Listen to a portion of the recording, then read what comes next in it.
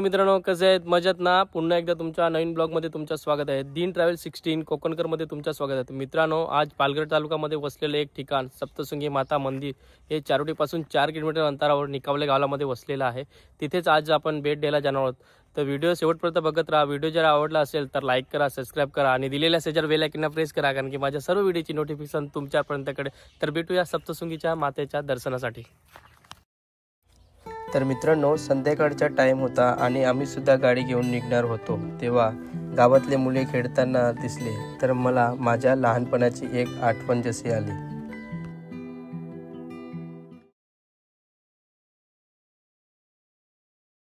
डहाणू म्हणजे निसर्गरम्य वातावरण. डहाणूमधले एकमेव मंदिर म्हणजे महालक्ष्मीगड हे आम्हाला दिसून लागले होते. मग काय, आम्ही पण गाडीमधूनच महालक्ष्मी गडाचे दर्शन केले. मग निघाले आम्ही सप्तशृंगीच्या दर्शनासाठी. तुम्ही डहाणूवरून येत असाल तर जव्हार चारोटी रोड लागून जर तुम्ही महालक्ष्मी गडावरून जात असाल तर तुम्हाला सप्तशृंगीचे 5 किलोमीटर अंतरावर राईट साईडला सप्तशृंगी मातेचा टन आहे. जर तुम्ही चारोटीपासून येत असाल तर 4 किलोमीटर अंतरावर लेफ्ट साईडला सप्तशृंगीच्या मातेचा टन आहे.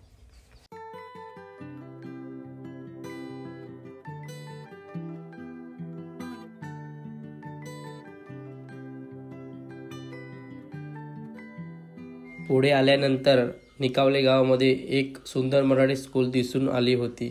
मला पण माझ्या लहानपणाची स्कूलची आठवण आली.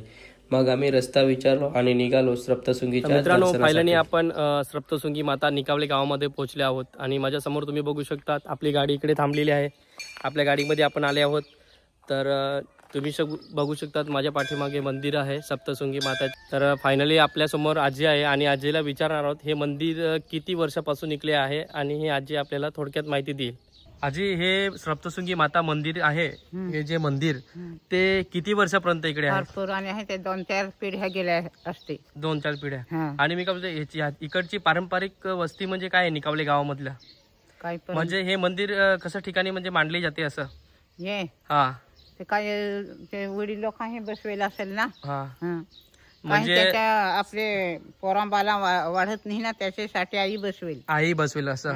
म्हणजे ही सप्तशृंगी माता महालक्ष्मी आईला भेटायला आली तेव्हा इकडे वसलेली होती असं.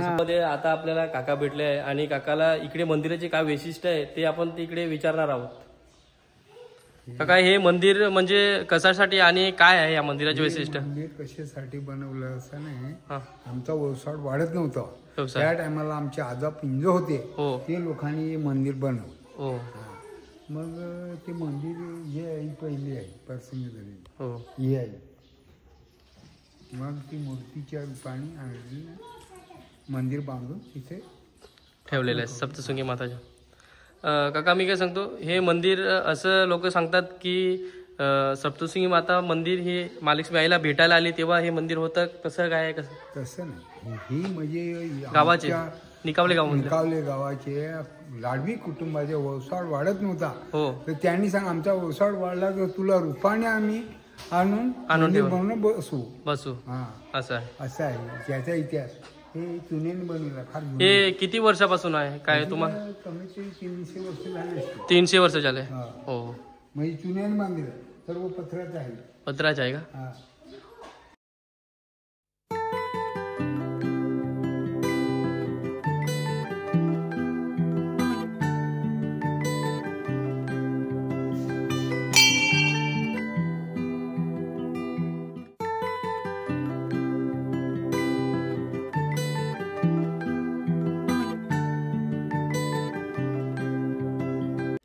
असे म्हटले जाते की निकावल्या गावाचा विकास होत नव्हता तेव्हा इकडच्या गावकऱ्यांनी मिळून सप्तशृंगी देवीचा मंदिर स्थापित केला होता.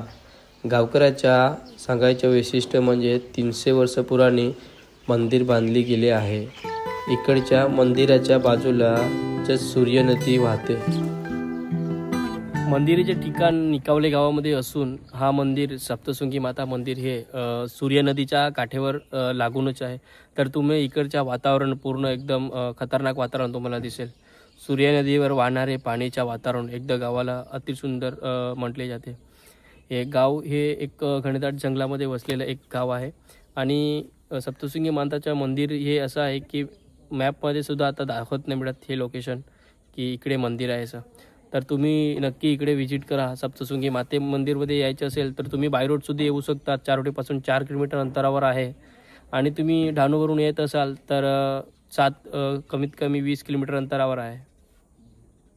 तर मित्रांनो, आपण जाणार आहोत सूर्य नदी. मंदिराच्या जस्ट बाजूला सूर्य नदी आहे, तिकडे आपण जाणार आहोत. तर बघत राहा तुम्ही व्हिडिओ.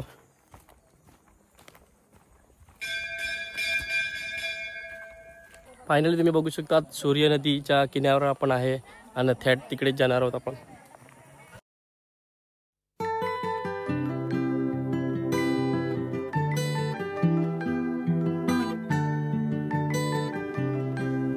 सूर्य नदीच्या किनाऱ्यावर येऊन असे वाटत होते की एकदम आजूबाजूला पक्ष्याचा किलबिल आवाज येत होता.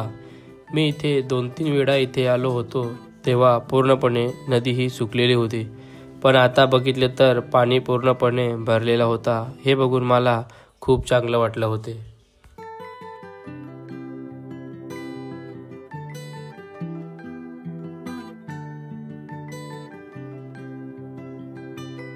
तर मित्रांनो, आज आपण आहोत सूर्य नदीच्या किनाऱ्यावर.